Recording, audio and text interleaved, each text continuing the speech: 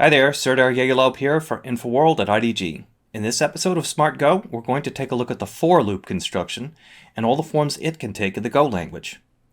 Now, most languages, Go included, have the concept of iterating until a condition is met, or iterating over the contents of some container, or just iterating over some instructions forever.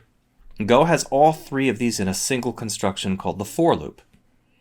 The most basic form of a for loop is one that should be familiar to students of the C family of languages.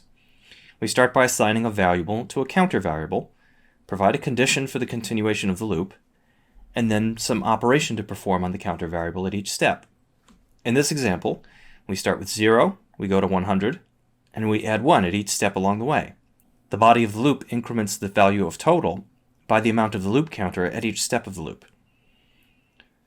Go uses a few variations on the same basic construction to create other kinds of loops. We can loop until a specific condition is met just by specifying the condition and nothing else, like in this example. You'll notice there's no counter variable set up by the loop, it's just a check for whether or not a condition is true, in this case whether total has reached 100. Note that in the second of these examples here, we're not using the semicolons. We can just say for total less than 100, and the Go compiler will know exactly what we mean. The for loop can also be used to run something indefinitely.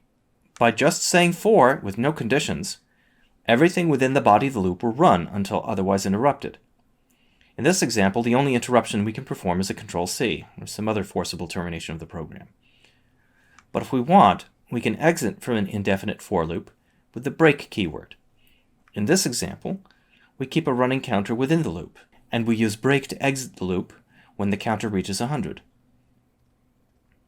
Another use of the for construction is with the range keyword.